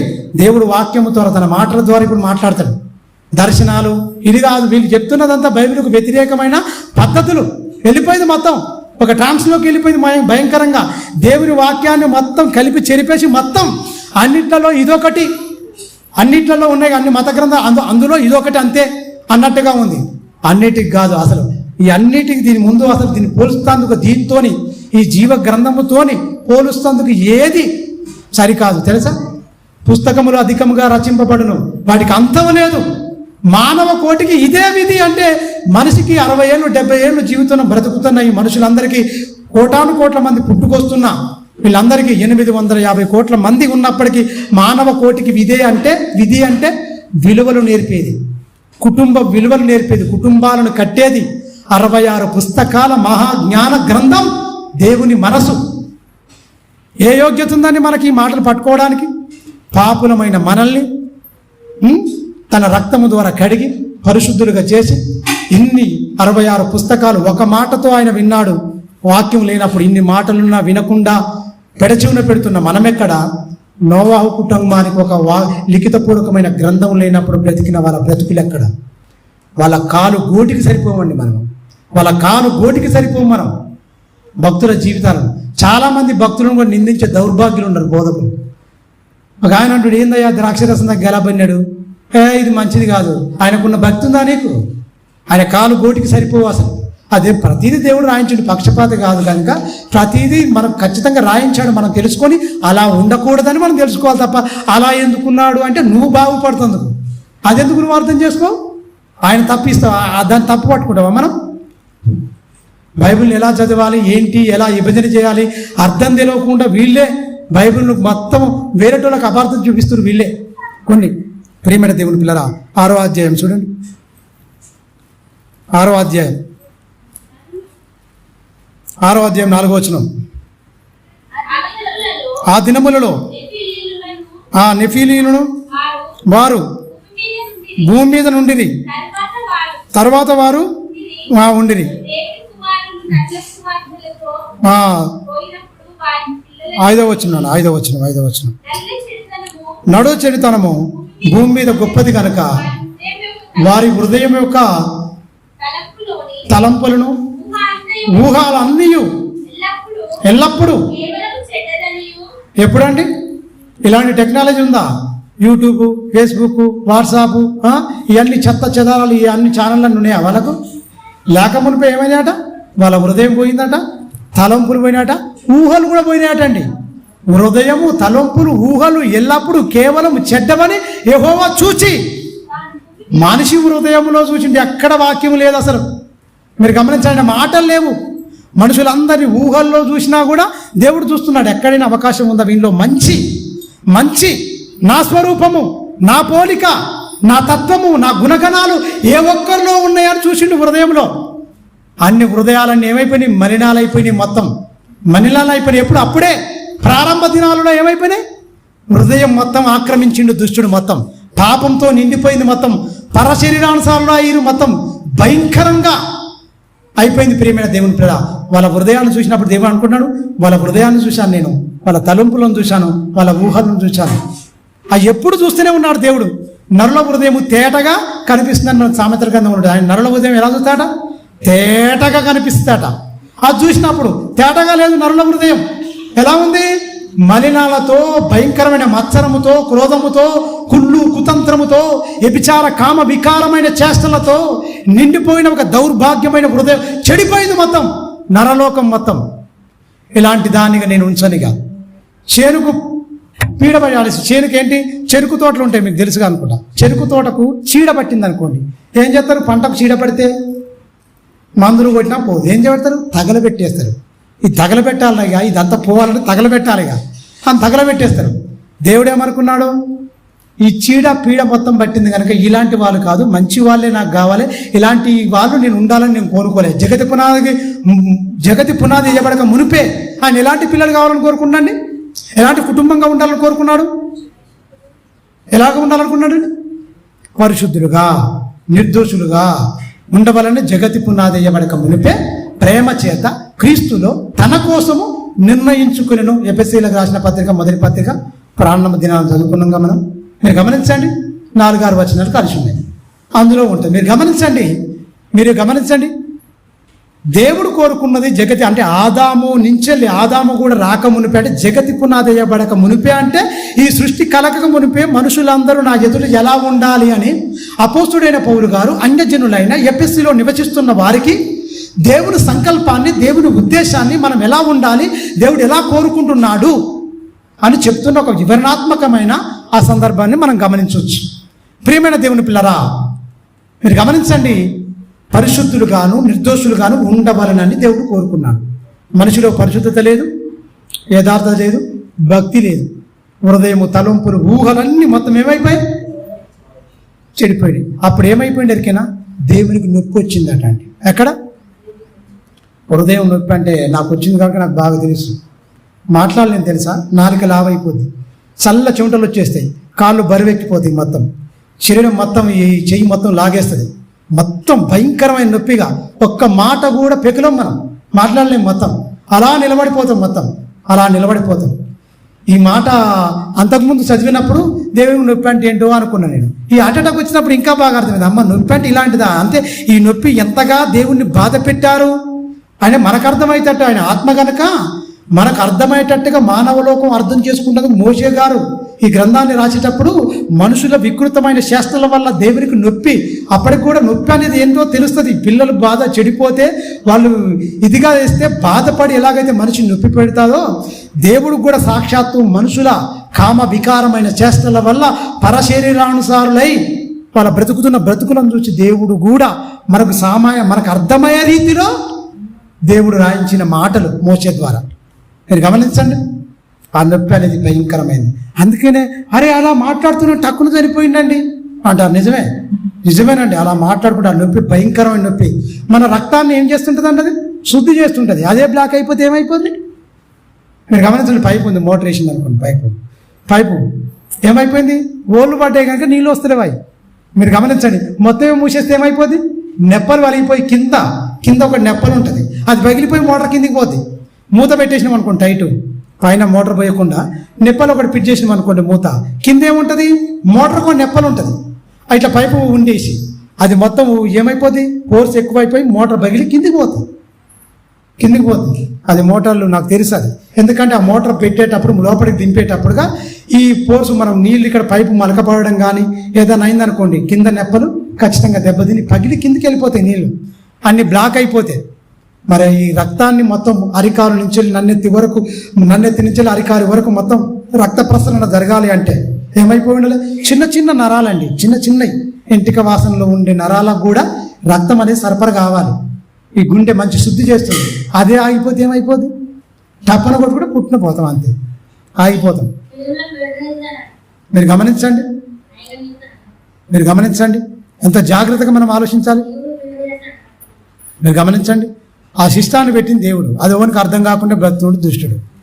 మీరు గమనించండి, ప్రతి అవయవం దేవుడిచ్చిన కృపాదానం, దేవుడికి పెట్టిన మంచిది. దేవుడు కూడా మనిషికి అర్థమయ్యేటట్టుగా ఆయన హృదయములో నొచ్చుకునేను. కింది వచ్చినాను, హృదయము తలంపులు ఆయన చూసి తన హృదయం నొచ్చుకునేను. అప్పుడు నిర్ణయం తీసుకుంటున్నాను, తాను భూమి మీద నరులను చేసినందుకు యెహోవా సంతాపము నుండి తన హృదయములో నొచ్చుకునేను. నీ మాటల వల్ల నొప్పి, నీ చూపుల వల్ల నొప్పి, ఇప్పటికి అదే ఉంది బాధ. ఆనాటి నుండి ఈనాటి వరకు దేవుణ్ణి సంతోషపెట్టే వాళ్ళు ఎవరు? అయిపోయిందా? అప్పటి వరకు అయిపోయిందా? ఇప్పుడు బాధ పెట్టే వాళ్ళు లేరా? దేవుణ్ణి నమ్ముకున్నామని చెప్పుకున్న బుద్ధిలాడుతూ లేరా అండి? మీరు గమనించండి, దేవుని నమ్ముకున్నామని ప్రతి వారం పోయి బల్లలో చేతి పెడుతున్నా అక్కడ నేను అర్హున్నేనా దీన్ని తీసుకుంటందుకని ఒక్కసారి ఆలోచించే వాళ్ళు ఉన్నారా? చర్చిలకు రాగానే ఎలలేని భక్తి, చర్చి దాటాక భయంకరంగా భక్తిహీనత. ఇది ఎక్కడిది అసలు? ఇన్ని మాటలు పలకబడుతున్నా, ఇన్ని మాటలు చెప్పినా ప్రతిరోజు ఏంటి? యూదులు ఒక్కసారి సిలివేసిరండి, క్రైస్తవుడు ప్రతిరోజు సిలివేస్తూనే ఉంటాడు. మాటల వల్ల, బ్రతుకు వల్ల ఏమర్థమైందండి క్రైస్తవ లోకానికి? మీరు గమనించండి, ఎలాంటి భక్తి చేస్తున్నారండి? నామకార్థమైన భక్తి, దేవునికి చాలా విరక్తి. వేషధారి, నీ జీవితమే నాకు అక్కర్లేదు అన్నట్టుగా ఉంటాడు. మీరు గమనించండి, వాళ్ళ జీవితాలు మనకు ఎందుకు రాయించాడు? కన్నా ఉన్నతంగా బ్రతకాలని దేవుడు మంచి వాళ్ళ గురించి రాయించాడు, దేవునికి వ్యతిరేకంగా బ్రతికిన వాళ్ళ గురించి కూడా రాయించాడు. ఇలాంటి జాతి అనేది ఉండకుండా చేయడానికి దేవుడు ఏం చేశాడు? మొత్తం జలప్రలయాన్ని, 40 రోజులు ప్రచండమైన వర్షం. ఈ వర్షంతో వర్షం కురిస్తే తొందరగా చచ్చిపోరు. నాకు నొప్పి లేచిన వాడు అసలు బిలబిలలాడి చచ్చిపోవాలనుకున్నాను. బాయిల పడి ఈతరానోడు ఎలా కొట్టుకుంటాడు చూసిరా ఎప్పుడన్నా? బాయిల పడి ఈత రాకపోతే నీళ్లు లోతుగా మునిగుంటే కప్పలాగా ఉబ్బిలాది వెళ్తాడు. మొత్తం నీళ్లు మింగి మింగి మింగి మింగి ఏమైపోతాడు? చచ్చిపోతారు మొత్తం. గజ్జీత కాలం మేము 4 రోజులు 10 రోజులు ఈత కొడతావు. నువ్వు ఎక్కువ ఈత కొట్టామనుకోండి కాళ్ళ రెక్కలు పనిచేయవు. తెలుసా ఈత కొట్టిరా? బావులలో 1-2 గంటలు కొట్టిరా? 1-2 గంటలు ఇప్పుడు ట్రై చేయండి. నీ కాళ్ళు పనిచేయి, నీ చేతులు పనిచేయి. ఆడిచి వచ్చిన వంటి ఇలా పడిపోతాం మొత్తం. మీరు గమనించండి, దేవునికి ఎంత కోపం ఉందంటే, దేవుడు ఎంత ప్రేమతో నిన్ను ఈ లోకానికి తీసుకొచ్చాడో ఆయన గుండెకు అంత గాయం చేసింది మనిషి. తెలుసా? ఆయనకు ఇంత బాధ. ఇలాంటి చీడపురుగు లాంటి వాళ్ళు నా పిల్లలు కాదు, ఇలా ఉండకూడదు. ఇలాంటి వారిని ఎలా ఎరికినా చరిత్రలో రాబోయే పిల్లలు ఇది బుద్ధి తెచ్చుకోవాలి. అందుకనే బైబిల్లో రాయబడుతుంది, యుగాంతమందున్న మీకు రాయబడ్డ మాటలన్నీ జరిగిన సంఘటన ఏంటట? బుద్ధిగలుడు ఒక దృష్టాంతముగా ఏం చేసిండు? రాయించాడు. ఉట్టినే రాయించలే. ఐటి తెచ్చుకొని బుద్ధి తెచ్చుకోండి. అందుకనే యుగాంతమందున మీకు బుద్ధిగలుడికి అన్ని దృష్టాంతములుగా మీ ముందు ఉంచాను. ప్రతిదీ ఎందుకు పూసగుచ్చినట్టుగా ఒకటి 0 పొల్లు పోకుండా అన్ని వాళ్ళ జీవితాలు రాయించాడు. మనం బాగుపడాలని, మనం అలా తొట్టిల్లకుండా పడిపోకుండా చక్కగా జీవితాన్ని చక్కబెట్టుకోవాలని, బ్రతకాలని. ప్రియమైన దేవుని పిల్లలు, మీరు ఒకసారి ఆలోచించండి. తూములు తీసిందట. మనకు డ్యాములు కట్టుకుంటే తూములు తెలుసు, చెరువు కింద ఉంటాయి కదా. మొన్ననే అన్నమయ్య చెరువు అని తెగిపోయింది పాపం, కొట్టుకొని పోయాడు. అలా బిడ్డని ఇలా ఇచ్చిండి ఇలా చూస్తున్నాను కొట్టుకొని పోయాడు. టీవీలో వాళ్ళు చూడండి, మరి ఇలా కెమెరా బట్టి తీయ బదులు ఒక తాడేసి ఏదో కాపాడొచ్చు కదా. వీళ్ళు ఏం చేస్తారు కదా, ఇలా చూస్తున్న దాని మీదనే ఉన్న తప్ప వాడు పోతుంటే వీళ్ళు ఏం చేస్తారు, వీడియో తీసుకుంటారు. మీరు గమనించండి, ఇంతకుముందు కూడా ఒకసారి వరదలు వస్తున్నాయి, రోడ్డు మీద ఉన్నారండి, ఆ కారులో ఫోన్లో మాట్లాడుతూ ఉన్నారు, వాడు అవతలను వీడి ఇతరులను, బ్రిడ్జి తెగిపోయింది కథం, అలా చెట్టు వచ్చింది అలా కొట్టుకొని వెళ్ళిపోయారు అంతే కారు. మన కళ్ళమ్మ కూడా జరుగుతున్నాయి. ఏదైనా సరే చెరువు ఉందనుకో, చెరువు కింద ఇల్లు ఉన్నాయనుకోండి, ఆ తెగిందనుకోండి, పరిస్థితి ఏంటి ఏమైపోద్ది, అన్ని కొట్టుకొని పోద్ది, భయంకరంగా ఇదైపోద్ది. ప్రియమైన దేవుని పిల్లలు మీరు ఒకసారి ఆలోచించండి. దేవుడు ఏమంటే ఆకాశపు తూములు విప్పిండట మొత్తం. ఎందుకు? వీళ్ళు బ్రతకొద్దు, అసలు వీళ్ళు బ్రతకడానికి వీల్లేదు, అనర్హులుగా మారిపోయారు మొత్తం భయంకరంగా. నా హృదయాన్ని గాయం రేపిన వారు, ఇలాంటి వాళ్ళు, ఈ చెత్త లాంటి వాళ్ళు ఉండకూడదని దేవుడు ఏం చేసిండో మంచి నిర్ణయం తీసుకుండండి. ఇది ఖచ్చితం, ఇలాంటి వారికి ఉండడానికి ఆస్కారం లేదు. క్రీస్తు బలియాగాన్ని బట్టి ఈ దరిద్రులందరూ ఉంటున్నారు తప్ప దేవునికి వ్యతిరేకంగా పాపం చేసిన వాళ్ళు దేవుని కృప విస్తరింపబడింది కనుక ఉంటుంది. క్రీస్తు బలియాగాన్ని బట్టి కేవలం ఇన్ని పాపాలు జరుగుతున్నా దేవుడు ఒత్తలేడు, ఇంకా ఏం చేస్తలేడు దుష్టులను అంటే మనుషులు అంతటా అందరూ మారు మనసు పొందాలని దేవుడు ఏం చేశాడు, దీర్ఘశాంతం గలవాడై ఉన్నాడు గనక ఇంకా సమయం ఇస్తుండు. ఆ సమయాన్ని సద్వినియోగం చేసుకున్నవాడు ధన్యుడు, దుర్వినియోగపరుచుకున్నవాడు ఆరని అగ్ని, చావని ఆత్మ కలకాలం కాలిపోతూనే ఉండాలి. ఎక్కడ? పాతాళం అనే నిత్యాగ్ని గుండంలో. ఆత్మకేమైనా చావుందా? ఉందా అండి? శరీరానికి ఉన్నది. శరీరానికి తల్లి గర్భంలో ప్రారంభం ఉంది. భూమి మీదకి వచ్చిన తర్వాత సంవత్సరానికో, 2 సంవత్సరాలకో, 3 సంవత్సరాలకో, 4 సంవత్సరాలకో, 5 సంవత్సరాలకు, 10 సంవత్సరాలకు ఏమైపోద్ది? చావు మాత్రం తథ్యం, ఖచ్చితంగా మరణం అనేది ఖచ్చితంగా వచ్చేస్తుంది, కంపల్సరీ. మీరు గమనించండి, దేవుడు చెప్పిన ప్రతి మాట ప్రకారంగా మనం బ్రతికితే మన జీవితాలు ధన్యములండి. ప్రియమైన దేవుని పిల్లరా, ఒకసారి చూడండి కింది వచనములు. భూమితో పాటు ఏమిటికి శాపాలు వచ్చినాయో చూద్దాం. అప్పుడు యెహోవా నేను సృష్టించిన నరులతో కూడా జంతువులను, పురుగులను, ఆకాశ పక్షులను భూమి మీద ఉండకుండా తుడిచివేయుతుంది. ఎందుకంటే ఒక వీళ్ళు చేసిన పాపాలకు ఏమైనా పాపం చేసినాయా అండి? పాపం అన్నం పుణ్యాడు కూడా, ఎందుకంటే మనిషి ఎక్కడ ఉంటే అక్కడ అంతే సంగతి. ఏమైనా జంతువులు పాపం చేసినాయా అండి? పురుగులు పాపం చేసినాయా? ఆకాశ పక్షులు పాపం చేసినాయా? పాపం చేసింది ఎవడు? శాపం వచ్చింది ఎవరికి? పాపం చేయని వాడు కూడా వచ్చింది. మీరు గమనించండి, కారణం వచ్చింది ఎవరి వల్ల? మీరు గమనించండి, చైనా వల్ల తయారైంది, లేకపోతే పంపించారు మొత్తం అని రకరకాలుగా చెప్తున్నారు. దేవుడికి తెలియకుండా భూమి మీద ఏం జరగదు, అది మనం బాగా గమనించాలి. ఏ జరగాలన్నా, ప్రతీది జరగాలన్నా దేవుని తెలియకుండా జరగదు. దేవుడికి ఆపలేడా? ఖచ్చితంగా ఆపగలడు, ఖచ్చితంగా ఏది రాకుండా. ఎందుకు? ఎక్కడన్నా బుద్ధి తెచ్చుకొని ఒళ్ళు దగ్గర పెట్టుకొని చక్కగా బ్రతుకుతారేమో అని దేవుడు అనుకున్నాడు. అయినా కూడా పాపాలు వెళుతూనే ఉన్నాయి. అన్నయ్య రాత్రి చక్కని మా విషయం చెప్పాడు. ఏంటి? పాపం లేని ప్రాంతం అనేది లేదు. దోమం లేని ప్రాంతం ఉన్నది, ప్యారిస్ ఉన్నది. అలాగే లండన్ అనే ప్రాంతంలో, దుబాయ్ అనే ప్రాంతంలో ఏముంది? పాములు లేని దేశం కూడా ఉన్నదని చెప్పాడు. మీరు గమనించండి, పాపం లేని దేశం అనేది లేదు భూమి మీద. అప్పటి వరకు ఈ ఒక కుటుంబం ఉంది. ఈ భూమి మీద విస్తరించిన జనాంగంలో ఒక్కడు కూడా, ఈ ఒక్కని తప్పించి మిగతా వాళ్ళందరూ పాపాలు చేస్తున్నాడు. మొత్తం దేవునికి వ్యతిరేకమైన బ్రతికిరని మనం చదువుకుంటున్నాం. శాపం జంతువులకు వచ్చింది, అన్నిటికి వచ్చింది, మొత్తం నాశనం చేస్తుంది. ఏలయనగా నేను వారిని సృష్టించినందుకు సంతాపము నొంది ఉన్నానా? అయితే నోవాహు యెహోవా దృష్టి యందు కృప పొందిన వాడాయను. యెహోవా వంశావళి ఇదే, నోవాహు వంశావళి ఇదే. క్షమించాం. నోవాహు నీతిపరుడును తన తరములో నిందారహితుడినై ఉండెను. దేవుడు అంటే నోవాహు ఏం చేసిండు? దేవునితో కూడా నడిచిండు. భక్తితో వినయంతో విధేయతతో పేరు నెమ్మది కలగజేసిన. అవును, నెమ్మది ఇతని కుటుంబానికి నెమ్మది, అన్ని కుటుంబాలకు అశాంతి. దేవుని వాక్యాన్ని పక్కకు పెట్టుకున్న వాళ్ళందరూ ఏమైపోయారు? జలప్రలయం వచ్చి ఎత్తైన శిఖరాలు మొత్తం ఏమైపోయినాయి? మునిగిపోయాయండి. మొత్తం 40 రోజులు 40 పగళ్ళు ప్రచండమైన వర్షాన్ని కురిపించి ఆకాశ తూములు విప్పి విలవిలలాడుతూ గిలగిల కొట్టుకుంటూ నీళ్లు మింగుకుంటూ కడుపులు విప్పి పగిలిపోయి చచ్చిపోయారండి. చంపేశాడు దేవుడు. ప్రియమైన దేవుని ప్రేమ, ఒకసారి ఆలోచించండి. ఆ ఒక్క కుటుంబం నుంచి వెళ్ళే మళ్ళీ ఆదామును అవ్వను ఎలాగైతే ఆశీర్వదించిండో, షేమును హామును యాపేతును, ఈ ముగ్గురిని కుమారులను, షేము హాము హాపేతు, ఈ ముగ్గురు కుమారులను మళ్ళీ మీరు ఫలించండి, అభివృద్ధిని ఉందండి, విస్తరించండి, భూమిని నిండించండి, నిండించండి. ప్రియమైన దేవుని పిల్లరా, చూడండి, ఆ నిండించే క్రమములో ఎక్కడి నుంచి వచ్చినండి?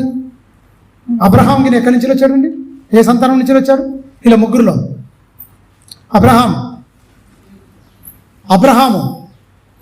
అబ్రహాము షేము హాము యాపేతు సంతానం. ఏ సంతానం?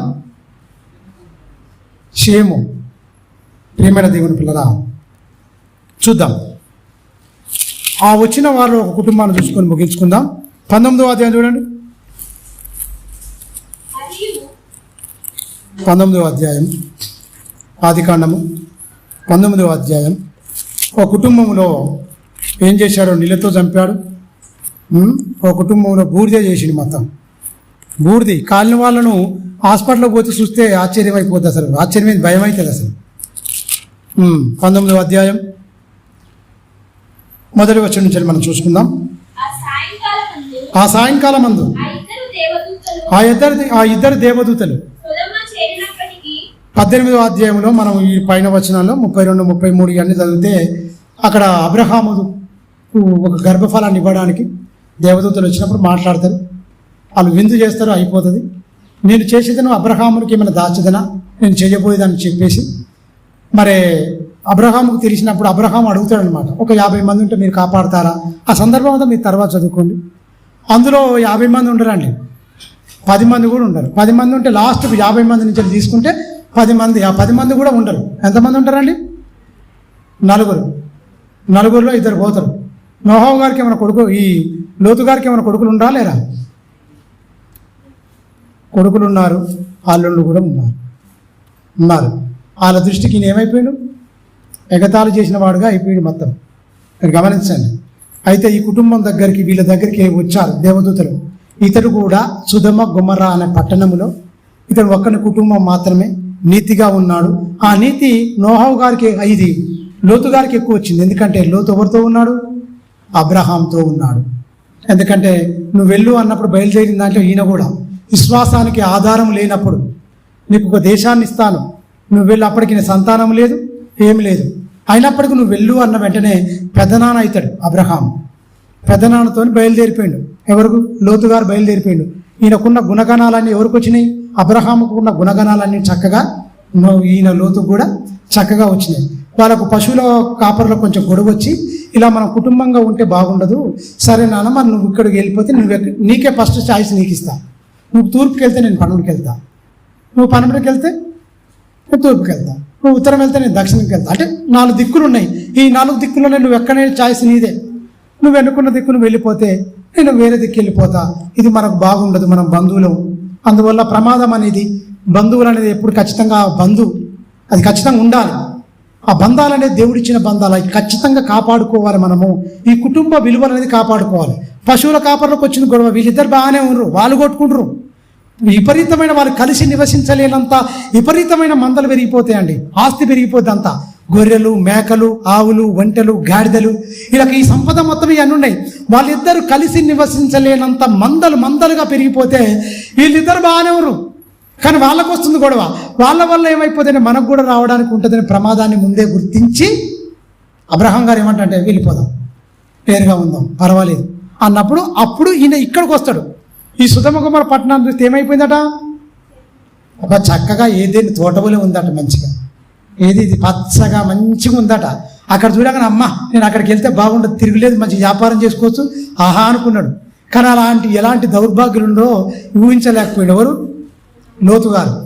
అక్కడ ఉన్నది ఒక్కడు కూడా భక్తి ఈయన చూసి నేర్చుకోవడం కాదు, అవసరం కూడా ఈయనను కూడా చెరిపేటట్టుగా అంత భయంకరంగా స్వలింగ సంపర్కులు ఉన్నారన్న సంగతి ఈయనకు ఎవరికి?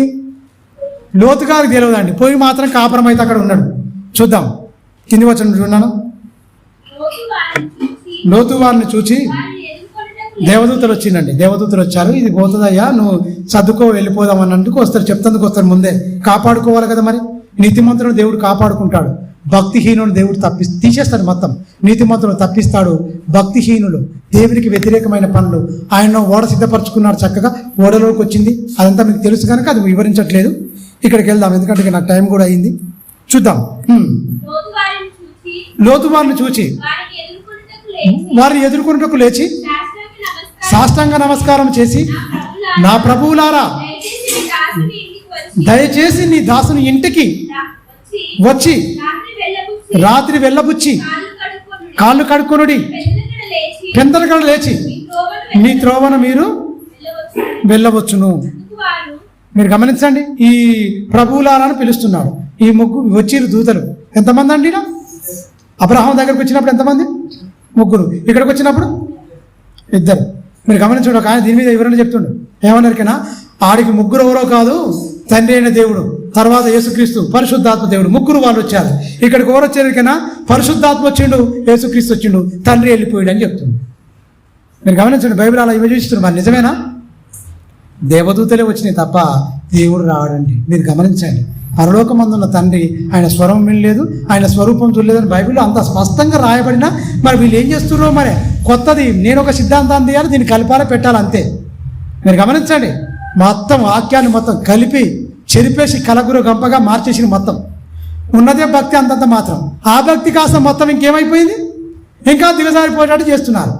ప్రేమైన దేవుని ప్రేమ మీరు గమనించండి, చెప్పేదేదో కరెక్ట్ చెప్పి దేవుల్లో నిలబెట్టేటట్టుగా ఉండాలి. కానీ ఎందుకయ్యా నీకు అన్ని ఉండే పాటించలేకపోతున్నారు. ఇంకా నువ్వు కొత్త తీసుకొచ్చి ఇంకా ఏదో నీ మట్టి మెదడులో పుట్టిన బుద్ధిని, నీ బుర్రలో పుట్టిన ఆలోచనలు తీసుకొచ్చి దీన్ని కలిపేస్తారా? అందుకనే హెచ్చరికగా చెప్పాడు, దీంట్లో ఒకటి కలపొద్దు, దీంట్లో ఒక తీయొద్దు కలపొద్దు. అంటే దేవుడు ఏ చెప్తాడో అది మాత్రం దేవుడు కలపొద్దు అంటే ఏమంటాడు? ప్రభువా నేను కలుపుతందుకే పుట్టాను, నేను కలుపుతాను అంటాడు. తీయొద్దు ప్రభు అంటే ఖచ్చితంగా నాయన నేను ఖచ్చితంగా తీస్తందుకే పుట్టాను, నేను ఇక్కడ కలుపుతా, నేను తీస్తా. ఈ 2 నాకు బాగా ఇష్టమైనవి, నీకు ఆ ఇష్టం లేవు కానీ నాకు ఇష్టమైనవి అని దుష్టుని చేత బాగా వాడబడుతున్న వాళ్ళు చాలామంది ఉన్నారు. అలాంటి వాళ్ళని కాసుకోవాలి. మరి కాసుకోవాలంటే మనకేం తెలిసి ఉండాలి? వాక్యం బాగా తెలిసి ఉండాలి. ఆదికాండం నుంచి ప్రకటన గ్రంథం వరకు సమగ్రంగా ప్రతి అధ్యాయం మీద మనకు అవగాహన ఉంటే వీళ్ళందరికీ మనం మోసపోం. ఎవడు మనల్ని మోసగించలేదు. ఎందుకంటే చెప్పే నా చేతిలో ఉంది బైబిల్, మీరే మీ చేతిలో ఎందుకు ఇచ్చిండు? యేసుక్రీస్తు ఒక మాట అంటాడు, ఏమంటాడు? చెవుగలవాడు వినుగాక. 7 సంఘాలు కూడా చెప్తున్నప్పుడు ప్రకటన గ్రంథం అదే చెప్తాడు, ఆత్మ చెప్పు మాటలు, చెవుగలవాడు వినుగాక. అంటే చెవులు లేవా? దేవుడు ఇచ్చింది, చెవులు ఇచ్చింది దేవుడే కదా. అంటే ఏంటి? చెవిటి చెవులు కాదు నేను చెప్పేది, వాక్యం వినలేని చెవులు ఉంటాయి కొన్ని, వాక్యాన్ని సత్యానికి చెవులు ఇవ్వలేని చెవులు ఉంటాయి కొన్ని. సినిమాలకు, సీరియళ్లకు, లోక వార్తలకు, లోక పద్ధతులకు ఇచ్చే చెవులు ఉంటాయి. ఆ చెవులు దేవునికి ఇయ్యని చెవులు. ఇచ్చిందందుకు దేవుడు చెవులు విని నీ హృదయంలో భద్రపరచుకొని నీ క్రియల్లోకి తెచ్చుకొని ఉన్నతంగా బ్రతకాలని ఇచ్చిన చెవులు. ఇన్న వాటిని కొన్ని కొసరు వేసి చెప్పడానికి ముసలమ్మ ముచ్చట్లు కట్టిపెట్టి పరిశుద్ధ గ్రంథము చేత పెట్టి ఆ చిన్నమ్మ పెద్దమ్మ అని ఉంటుంది అనమాట. ఇన్న వాటిని కొన్ని కొసరేసి చెప్తారట ముచ్చట్లు. ఎలా చెప్తారట? కల్పించి. వాళ్ళు అన్నది ఒకటి కానీ అందులో ఇంకా కొన్ని మసాలాలు జోడించి వాళ్ళని రెచ్చగొట్టి అందులో ఆజ్యం పోస్తారు. చిన్నగా మంతుందో పెట్రోల్ పోసిన ఒక భగ్గు అన్నట్టుగా ఎవరైనా గొడవ సందర్భం వచ్చిందనుకోండి, వాళ్ళు ఏం చేస్తారండి? ఆ చిన్నకున్న దాన్ని వీనిటి ఆ నటని మీరు గొడవ పెట్టుకున్నప్పుడు దూరం ఉంటారు. మనుషులు వచ్చినప్పుడు ఇద్దరు పోయి గల్లలు పట్టుకోమని వదిలేస్తే పక్కకు అయిపోతుంది. వాళ్ళు ఏం కొట్టుకోరు. వీళ్ళందరూ ఉన్నారు వీళ్ళ గురించి వాని గురించి వీళ్ళు అలసిపోతారు తప్ప వాళ్ళు నిజంగా కొట్టుకోరు. మీరు గమనించండి, అలాంటి ఇన్ని చూసి నేను నిజంగా ఉంటే ఎవరు రాకముందు ఏం కొట్టుకోరు. మీరు గమనించండి, ఎవరు రాకముందు కూడా కొట్టుకోడు. ఎవరైనా వచ్చినట్టు ఏతువైపోతుందిగా, ఏతువైపోయి కొట్టుకుంటూ మొత్తం అంగిలు చింపేసుకొని మరిపోతారు. మీరు గమనించండి. ప్రియమైన దేవుని పిల్లరా, దేవుని వాక్యం అనేది అర్థం కాకనే వ్యర్థమైన వాటి గురించి మనిషి ప్రాకులాడుతున్నాడు, చేస్తున్నాడు. ఈ సుధమ పట్టణాన్ని మనం చూస్తే చాలా జాగ్రత్తగా మనం విచారణ చేసి వాక్యాన్ని చాలా ధ్యానిస్తే కింది వచ్చిన చూడండి, ప్రభువులారా అన్నాడు, వచ్చేసిరు, దేవదూతలు వచ్చారు, ఇద్దరు వచ్చారు, మేము ఈ నైట్ మొత్తం ఈ నడివీధిలోనే మేము నిలబిస్తాము అన్నప్పటికీ ఆయన బతిమిలాడాడు. సర్లే బతిలాడింది కదా వెళ్ళిపోతామని వాళ్ళు కూడా వెళ్ళిపోయారు. ఇద్దరు లోతుగారింటికి వెళ్ళిపోయారు. వెళ్ళిపోయిన వెంటనే అక్కడ ఏమైంది చూడండి. ఆ పట్టణం ఎలాంటి దౌర్భాగ్యమైన స్థితిలో ఉన్నది, ఒక కుటుంబాన్ని ఎలా ఆడుకుంటుందో చూద్దాం. కింది వచ్చిన ఆయనను అతడు మిక్కిని బలవంతం చేసిండు. దేవదూతలు రాక వచ్చారు, మీ కటాక్షము నా మీద ఉండునట్లయితే, కటాక్షం ఉంది కనుకనే, దేవుడి కటాక్షం ఉంది కనుకనే తప్పించడానికి వచ్చింది. మీరు ఉంటే మీ కటాక్షం నా మీద ఉంటే నా దగ్గర రావాలి ఖచ్చితంగా, నేను ఇచ్చే విందును మీరు ఆరగించాలి అన్న దాని మీద వీరు మిక్కిలి బతిమిలాడుకున్న వెంటనే వాళ్ళ ఇంట్లోకి వెళ్ళిపోయారండి. ఇక చూడండి, వారి పండుగ ముందు ఆ పట్టణస్తులు అందరూ సుధమ మనసులు, బాలులను, వృద్ధులను, ప్రజలందరూ నలుదిక్కుల నుండి చుట్టువేసి, నలుదిక్కుల నుంచి వచ్చారండి. నాలుగు దిక్కులు ఎలా పెట్టారండి? తూర్పు, పడమట, ఉత్తరము, దక్షిణం. ఆ ఇల్లు సెంటర్ అనుకోండి. నలుదిక్కులు అంటే మరి సెంటర్లో ఉందేమో. మరి నలుదిక్కుల నుంచి వచ్చి ఏం చేసేది? ఇల్లును మొత్తం చుట్టేసి మొత్తం లోతును పిలుస్తున్నాడు. నలుదిక్కుల మీ దగ్గరకు వచ్చిన వాళ్ళు ఏంటయ్యా మంచి మాటలు చెప్తారు ఇంటమని వచ్చిదా? లోతు గారు, చాలా నువ్వు నీతిమంతుడివి, మేము చూస్తున్నాం, గమనిస్తున్నాము, మా బ్రతుకులో పాడైపోయినాయి, నువ్వు మాత్రం చక్కగా గంజాయి వనంలో తులసి మొక్కలాగా ఉన్నట్టున్నావు, చక్కగా మంచిగా బ్రతుకుతున్నావయ్యా, మీ దగ్గరకు వచ్చిన వాళ్ళు నీతి మాటలు వింటందుకు వచ్చాము, వాళ్ళని కొంచెం వచ్చి మాట్లాడతారు, జర రమ్మంటారు అన్నారా? దయ్యం కుటుంబంగా మారి పురుషులో స్త్రీలో వచ్చిన వాళ్ళ దేవదూతలో ఏదో కన్ను మిన్ను ఎరగక ఒళ్ళు మదించి ఏమంటున్నారు? వచ్చి చుట్టూ ఇల్లు వచ్చి ఏమంటున్నారండి? మేము వారిని కూరినట్టు మా యొద్దకు వారిని తీసుకురండి. ఏంటంటే ఇది న్యాయమా? వాళ్ళకు ఉన్నారు కదా అక్కలు, చెల్లెళ్ళు, అమ్మను. ఒక అమ్మ కడుపులో నుంచి వచ్చిన వాడే కదండి. మీరు గమనించండి, ఇలాంటి విషపు సంస్కృతి ఎప్పటిదంటే అక్కడిని. అందుకనే దేవునికి రగిలింది బాగా కోపం, మామూలుగా కాదు. ఇలాంటి వాడు మలమల బూడిదైపోవాలి. అసలు వీడు బూడిది, మన ఎముకలు కూడా ఉండడానికి వీల్లేదు, బూడిదైపోవాలనుకుంటూ దేవుడు మొత్తం. ఇలాంటి దుష్ట దుర్మార్గుల ఈ విషపు సంస్కృతి బీజాలనేది మొత్తం ఏమాత్రం మనుషుల్లో కడపడకుండా ఉండాలంటే ఏం చేయాలి? ఆకాశం నుండి అగ్ని గంధకములను కురిపించి మొత్తం పొట్టులాగా వీళ్ళు ఏమైపోతారు? బూడిదైపోయింది అనుకోండి. గాలి ఎత్తే ఏమైపోద్ది? గాలి అయిపోయి ఏమైందండి? నిప్పులు కాలి అయిపోయింది. నిప్పులు ఈ కట్టెలు ఏమైపోద్ది? కాలిపోతాయి, బూడిదైపోద్ది. గాలి తక్కువ కొట్టాక ఏమైపోద్ది? అలా ఎగిరిపోద్ది. దేవుడు కూడా ఏంటంటే మల మార్చేసి ఏంటి కొట్టబడాలి, వీళ్ళకి చరిత్రలో వీళ్ళకి అసలు కనిపించొద్దు, వీళ్ళ మూలాలే అన్నట్టుగా దేవుని బాధ పెట్టిన వాళ్ళు వీళ్ళొకరండి. ప్రియమైన దేవుని పిల్లల, వాళ్ళే కాదు, వాళ్ళని నోవాహుతో ఈ ముంచేసినా ఆ మాటలున్నా కూడా వీళ్ళు ఏం నేర్చుకున్నారంటే వీళ్ళకు ఈ పితరుడు చెప్పకుండా వచ్చా? మీరు గమనించండి, వీళ్ళ సంతానం నుంచి వచ్చినవారు కదా, వీళ్ళు కన్నారా చూసిన వాళ్ళే కదా. షేము కానీ, హాము కానీ, యాపేతు కానీ వాళ్ళ సంతానాన్ని వీళ్ళు చెప్పకుండా వచ్చినా ఖచ్చితంగా చెప్పినాలే. అయినా కూడా పాటించారు. పర్వాలేదు, మా వాళ్ళు ఎన్నే చెప్తారు. కొన్ని ముసలోళ్ళు అంటారు కదా, వీళ్ళంతా చాందస్తమని, ఏంది మీరు ఏదో చెప్తారు, మాకు అవసరం లేదు. ఒక మాట అంటారు, పెద్దల మాట పెరుగన్నం మూట. పెరుగు ఎలా ఉంటుంది? తిన్నామంటే చల్లగా ఉంటుంది, హాయిగా నిద్ర వస్తుంది. వాళ్ళ మాటలు కూడా మనం విన్నామనుకోండి, మన బ్రతుకులు చల్లగా ఉంటాయి.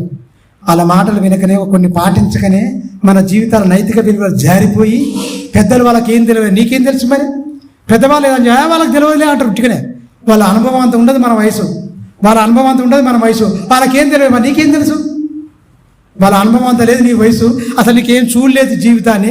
అయినా కూడా వాళ్ళు మొత్తం ఇట్టే ఏమంటారు, కూరలో కరపాకు తీసేసినట్టు. కరపాకు ఆరోగ్యానికి మంచిది, కరపాకు తినండి, కళ్ళకు మంచిది అంటారు. అలా తీసేసాక పక్కకు పెట్టినట్టు పెద్దవాళ్ళు ఉంటే వాళ్ళని అసలు లెక్కే చేయరు. మీరు గమనించండి, షేము, హాము, యాపేతు కూడా అలా చెప్పిండొచ్చు ఖచ్చితంగా. వాళ్ళ గర్భాన పుట్టిన వాళ్ళు, వాళ్ళ తాత, వాళ్ళ మనమలిగిన వాళ్ళు ఏమైపోయారు? వాళ్ళ కొడుకులు, వాళ్ళ మనమల్ల కొంత జనరేషన్ వచ్చే వరకు ఏమైపోయిందంటే విస్తరింపబోయింది మొత్తం. ఈ అబ్రహాము ఈ తరం కాడికి వచ్చే వరకు ఏమైపోయింది? మొత్తం భక్తిహీనత అనేది పెరిగింది. ఒక ప్రాంతం మొత్తం భూమి మీద నివసిస్తున్న ఈ జాతులన్నిటి మొత్తం ఏంటి? ఈ ముగ్గురు కుమారుల నుంచెల్లే వచ్చారు. షేము, హాము, యాపేతు నుంచెల్లే విస్తరింపబడ్డారు. వాళ్ళు ఎవరో కాదు, ఈ జలప్రలయాన్ని కళ్ళారా చూసి ఓడ ద్వారా రక్షింపబడి దేవుని అపారమైన కృప పొందిన వాళ్ళు, దేవుని చేత ఆశీర్వదింపబడే వాళ్ళు వీళ్ళు. మరి ఇన్ని చూసిన వాళ్ళు అన్ని చెప్పరా అండి? మీరు ఆలోచించండి. షేము కానీ, హాము కానీ, యాపేతు కానీ ఇలా దేవుడు ఇలా ఉన్నది, దేవుడు ఇలా మేము ఉన్నాము, ఇన్ని సంవత్సరాలు ఓడగట్టుకున్నాము చెప్పరా అండి? నాయనమ్మ చెప్పదా? వాళ్ళకి నాయనమ్మ ఉంది కదా. ఎవరు? నోవాహు గారు భార్య చెప్పదా అండి నాయనమ్మ? అరే ఇలా రా, మీ తాత మీ నాయన ఇలా కష్టపడితే వాళ్ళు చెప్పరా? కోడళ్ళు చెప్పరా? వాళ్ళ అమ్మలు చెప్పరా? ఇలా చేసింది నా దేవుడు అని ఖచ్చితంగా అదే ఉంటుంది కదండి. నీతి గురించి ఇలా ఉండాలి, వాళ్ళందరూ ఇలా చచ్చిపోయారు, మొత్తం దేవుడే కిటికీ మూసేసిండు, మొత్తం పెట్టమన్నాడు కిటికీ ఎక్కడనో కానీ ఆయనే మూసిండు, మొత్తం మా బతుకులన్నీ మమ్మల్ని కాపాడాడు, మొత్తం ఈ అన్నిటి మొత్తం సమస్తాన్ని నాశనం చేసింది. వాళ్ళు చచ్చిపోయేంత వరకు ఆ గుర్తుండే సంఘటన, మర్చిపోయే సంఘటన. ఈ కుటుంబము గుర్తుండే సంఘటన, మర్చిపోయే సంఘటన. కళ్ళు మూసినాదే, కళ్ళు తెరిచినాదే వాళ్ళకు, అంతేనా కాదా? అమ్మో ఎంత జాగ్రత్తగా ఉండాలి, అమ్మో దేవుడు ఎంత కృపగల దేవుడు, మమ్మల్ని అందరూ ఇలా కాపాడాడు, మొత్తం ఇలా నీళ్ళల్లో ఇలా తేలాడుకుంటూ వచ్చింది, ఎత్తైన పర్వతాలు మొత్తం మునిగిపోయినాయి, నాన్న ఎలా కాపాడించమ్మా. మీరు గమనించండి, వాళ్ళు అనుభవపూర్వకంగా తెలుసుకున్నారు కనుక వాళ్ళ జీవితకాలం అంతా ఇది చెప్పుకున్నారు. నేను అనుకుంటాను, ఇది చదివేటప్పుడు వాళ్ళ జీవితకాలం అంతా స్టోరీ చెప్పాలంటే మనం ఏదో కహానీలు చెప్తుంటాం. మొత్తం అనగనగా రాజు, వాడెవడో తెలియదు మనకు, వాడెవడో మనకు తెలియదు. రాజు వేటకెళ్ళాడు, వేటకెళ్ళిపోయాడు, చేప దొరికా, ఒకటాట ఏం లేదట, ఏంటంట ఇదేంది 7 చేపలు పడి 7 ఎందుకో లెక్క తెలియదు మనకు. ఈ అన్ని శాస్త్రాలన్నీ మనుషులు గుర్రల్లో పెట్టిరు. మొత్తం అనగనగా అన్నది అసలు ఊహాజనితమైంది, ఇది సత్యం, కళ్ళారా చూసింది, అనుభవపూర్వకంగా చెప్పేది. ఇదంతా ఎలా ఉంటుంది, ప్రతి మనిషికి హృదయానికి అత్తుకునేటట్టుగా ఉంటుంది. అనుభవపూర్వకంగా కళ్ళారా చూసి చెప్తే అనగనగా ఓనికి అర్థం కాదు, అది కథలు. అందుకనే సినిమాలు చూడండి, మొత్తం చెప్తే ఈయనరాని మంచి దృశ్య రూపం ఇచ్చే వరకలా అందులో లీలమైపోయి భక్తి కాస్త మొత్తం ఏమైపోయింది, భక్తిహీనతగా మారిపోయింది. దుష్టుడు మొత్తం లోకమంతా పడి ఉండి మంచిగా స్క్రీన్ల మీద, పెద్ద పెద్ద LED స్క్రీన్ల మీద చూపిస్తున్నాడు మొత్తం. మీరు గమనించండి, అన్ని ఎలాంటి మనుషులకు ఏది ఇష్టమైందో దాన్ని ఖచ్చితంగా మనుషుల మానవుల నాడి పసిగట్టి ఎంతోమంది డైరెక్టర్లు, ఎంతోమంది దర్శకులు, ఎంతోమంది కోట్ల రూపాయలు దండుకుంటున్నారు. మొత్తం అంటే కరోనా వచ్చింది, అన్ని తగ్గిపోయాడు. మొన్న సినిమా రిలీజ్ అయింది కదా, 100 కోట్లు అండి. ఎక్కడంగా పెడుతున్నారు, ఇది తిండి లేకపోయినా సరే ఆ దిక్కుమాల దానికి మాత్రం తగిలేస్తారు. చచ్చిపోయారండి, కరెంట్ షాట్ కొట్టి చచ్చిపోయారు. మొత్తం తల్లిదండ్రులు మాత్రం సన్మానించరు. వీడు వల్ల ఏమైపోద్ది, చొక్కాలను మొత్తం చింపేసుకున్నా సరే ఆ లైన్లో మొత్తం క్యూలో నిలబడి మొత్తం నలిగిపోయి మొత్తం అలసిపోయి అక్కడ మాత్రం తల్లిదండ్రులు గిడికి పోయిరారంటే మీరు ఉండదు, పట్టదు. ప్రియమైన దేవుని పిల్లరా, లోకం మొత్తం భయంకరంగా ఉంది. మన పిల్లలు మనం జాగ్రత్తగా ఉండాలి. ఒక నోహావు గారు ఎలాగైతే తన కుటుంబాన్ని ఇలా జాగ్రత్తగా కట్టుకున్నాడో మనం గమనించాం. అలాగే ఇక్కడ కుటుంబంలో చెడిపోయిన అంతాలు, ఆ పట్టణాలు మొత్తం చెడిపోయినాయి. ఈయన ఒక కుటుంబం ఉన్నది, అందులో ఆయన భార్య వెళ్ళిపోయిన 2 కూతుళ్ళు, ఈయన మాత్రం కొడుకులు రాలేకపోయారు. చూద్దాం, కిందకు చూద్దాం. చూడండి, లోతు వెలుపలి ద్వారం యొద్దనున్న వారి దగ్గరికి వెళ్ళి తన వెనుక తలుపు తీసి, అన్నలారా ఇంత పాతకం మీరు కట్టుకొనకూడదు, ఇదిగో. ఎవరన్నా చెప్తారా అండి ఇలాంటిది? ఇలాంటివి చెప్తారా అండి? ఎలాంటి నీతి వచ్చిందండి? మంచి నీతి వచ్చిందండి. అలా పాపాల గురించి ఎప్పుడు హృదయం నిండా వేదనతో, బాధతో. అందుకని పేతురు గారు రాస్తాడు, దినదినము తన నీతిగల మనసును లోతు ఏం చేసిండు, నీతిగల మనసును నొప్పించుకుంటే, అంటే నొప్పి పుట్టింది ఆయన మనసంతా నొప్పే. వీళ్ళ భక్తిహీనతను బట్టి, అయ్యో దేవా నీ మాటలు లేక వీళ్ళందరూ చెడిపోతున్నారు కదా, చెప్తే వింటారేమనుకుంటే చెప్పి చూడొచ్చండి, ఇది కరెక్ట్ కాదు ఇదని చెప్పొచ్చు. ఎందుకంటే వాక్యం తెలిసిన, దేవుని ప్రేమ తెలిసిన వాడు దాన్ని పంచడానికి ప్రయత్నం చేస్తాడు. హృదయం నిండిన దాన్ని బట్టి నోరు మాట్లాడుతుంది. హృదయం నిండా ఏముంది లోతు గారికి? దేవుని మాటలు ఉన్నాయి. ఎందుకంటే వాళ్ళ పెదనాన్నతో ఉన్నాడు కనుక ఆ మాటలు ఉంటాయి. ఆ మాటలు చెప్పాలన్న తపన ఖచ్చితంగా ఉంటుంది, చెప్పాలన్న తపన ఉంటుంది.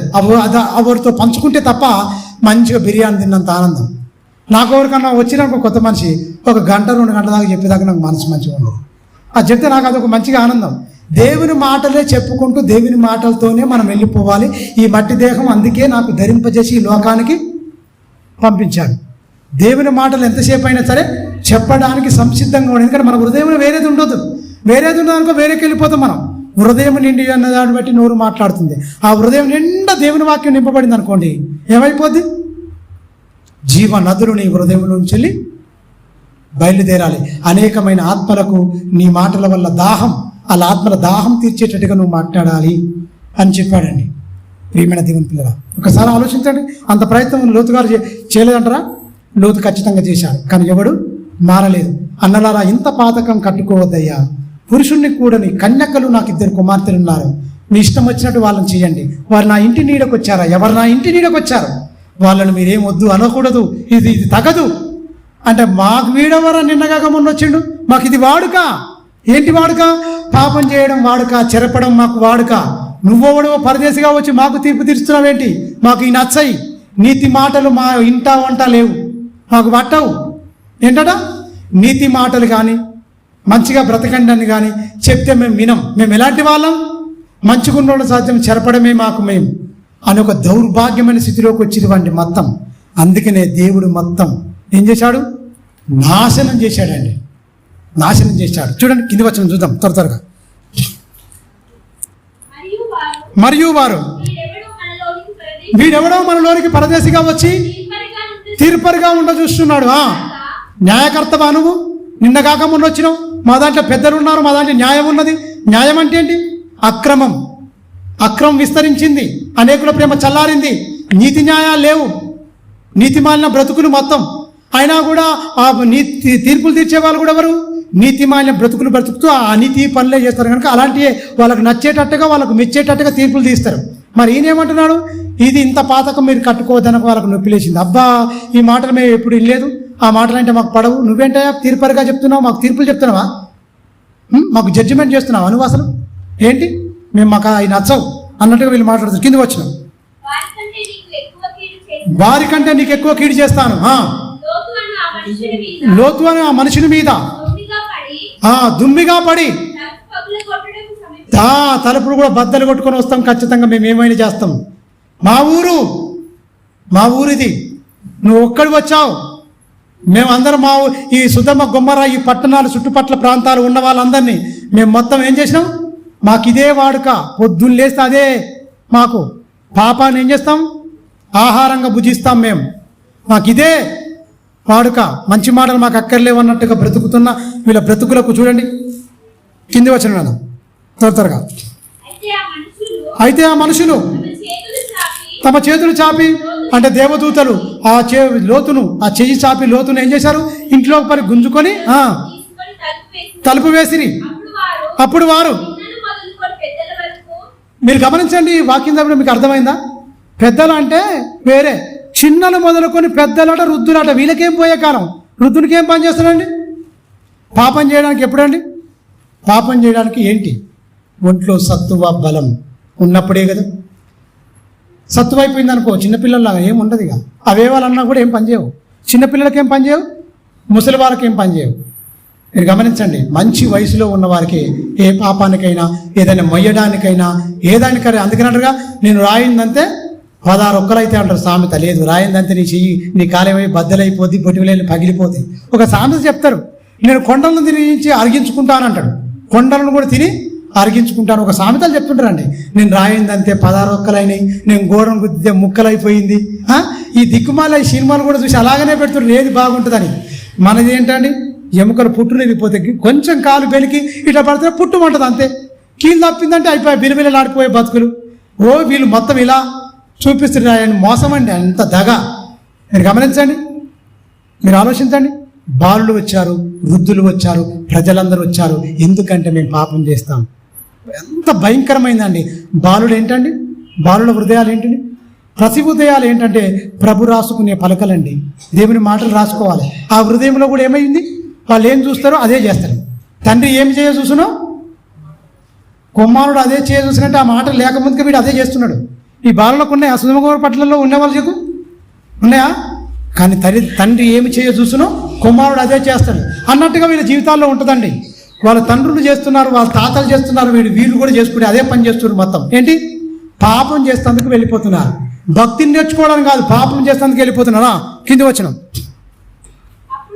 అప్పుడు వారు పిల్లలు మొదలుకొని పెద్దల వరకు ఆ ఇంటి ద్వారమున దగ్గరున్న వారికి కనుమరుగు కలగజేసి వారు దూరము కనుగొనలేదు. నీ కళ్ళేంటి? నువ్వు ఇంతమంది వచ్చిన నీ బలం పనిచేయలే. ప్రకృతి మొత్తం దేవుని చేతిలో ఆయుధం. మీరు గమనించండి, కనుమబ్బు కలగజేసి చీకటి చిమ్మ చీకటి ఆ దూరంగా అనుకోలేకపోయినట.